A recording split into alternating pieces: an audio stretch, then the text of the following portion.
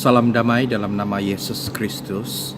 Nama saya adalah Larry Rafael. Nomor ID CAT saya adalah 2865 7 2019 06 2019 15. Saya adalah pelajar untuk Bachelor in Ministry.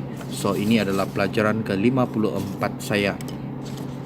Tajuk masih penglihatan dan mimpi roh.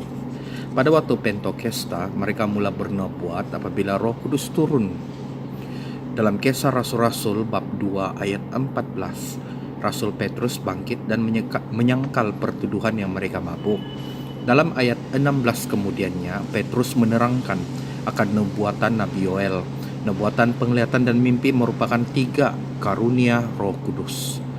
Ketiga ini merupakan media rohani bagi Tuhan. Salah satu penglihatan yang kita belajar adalah penglihatan melalui mimpi. Mimpi adalah semacam penglihatan malam sewaktu kita tidur. Kita tidak akan bermimpi jika kita tidak tidur. Mimpi ilahi perlu dimohon dalam doa sebelum tidur. Mimpi ini bukan akibat imajinasi. Alkitab juga mengatakan mimpi ini bukan disebabkan oleh kesibukan dunia, yakni terbawa-bawa. Kita berbicara soal mimpi ilahi. Saat kita tidur, Roh Kudus memasuki alam mimpi kita dan berbicara untuk menyatakan mimpi ini. Allah berbicara untuk menyatakan mimpi ini. Mimpi ilahi berlaku saat kita tidur. Ianya berlaku atas kehendak Roh Kudus.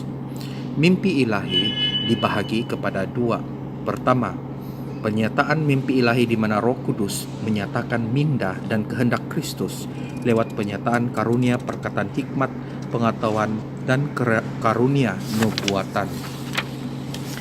Mimpi ilahi bersifat menyatakan. Roh Kudus ingin memberi perkataan hikmat, pengetahuan, dan nubuatan. Maksudnya kita mampu menafsirkan mimpi ilahi itu karena kita ada karunia profetik ini. Dalam perjanjian lama kita melihat contoh Nabi Yakub.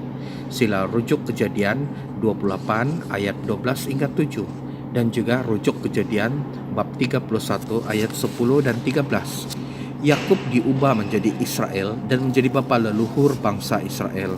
Yakub menerima wahyu ilahi ini melalui mimpi. Kita boleh rujuk dalam Kejadian bab 28 ayat 12. Yakub menjadi kaya dalam bidang peternakan hewan, amnya domba, karena berkat Allah kepada dia melalui mimpi. Lewat penglihatan mimpi dalam Kejadian ayat 28 ini, Tuhan memberikan dia mimpi petunjuk melalui hikmat, pengetahuan, dan nubuatan. Yang kedua, Roh Kudus memberi mimpi penglihatan ilahi seperti kondisi kita sedang tertidur, tetapi kita bukan tidur. Seperti roh terbuka, tubuh dalam keadaan tidur, tetapi bukan tidur.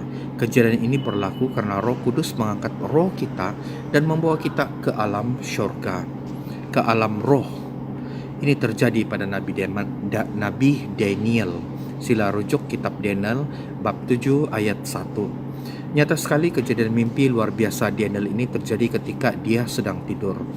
Alkitab menjelaskan mimpi itu sebagai kategori penglihatan. Daniel selalu tidur dan bermimpi. Daniel adalah karakter dalam Alkitab yang selalu menerima penglihatan mimpi. Merupakan nabi yang dikhususkan sebagai jembatan perjanjian lama dan baru di akhir zaman. Tuhan Yesus juga merujuk tentang Nabi Daniel. Kita lihat bahwa penglihatan mimpi dari Tuhan amat berpengaruh besar bagi Daniel untuk menyampaikan firman Tuhan. Allah telah memperlihatkan kepada Daniel tentang akhir zaman hingga kepada zaman penghakiman takhta putih. Lewat karunia ini, Nabi Daniel diangkat menjadi perdana menteri yang amat berkuasa di zaman dia. Yakub juga mendapat penglihatan mimpi di mana dia melihat Tuhan berdiri di sampingnya. Sila rujuk dalam Kejadian bab 28 ayat 12. Tuhan berbicara di samping Yakub dan berbicara di dalam mimpi. So, rumusan pribadi saya adalah saya mengaitkan pelajaran yang ke-54 ini dalam kehidupan saya. Secara jujur, saya juga telah mengalami kejadian seperti Yakub, tetapi dalam cara yang berbeda. Yakub mendapat penglihatan untuk mendapat rezeki dalam bidang peternakan. Dalam sharing saya, perkongsian saya juga pernah bermimpi diangkat ke surga dalam posisi tidur di di mana saya telah diberikan sesuatu. Berkat mimpi itu, saya mendapat rezeki yang tidak diduga yang memberi saya keselesahan ketika saya diambang kesempitan. Sekarang saya sadar yang telah acap kali saya mengalami penglihatan mimpi ilahi dan terbuka. Mungkin saya perlu tidur lebih banyak dan dalam keadaan doa agar mimpi ilahi ini datang kembali kepada saya seperti dahulu. Sekian saja dan terima kasih.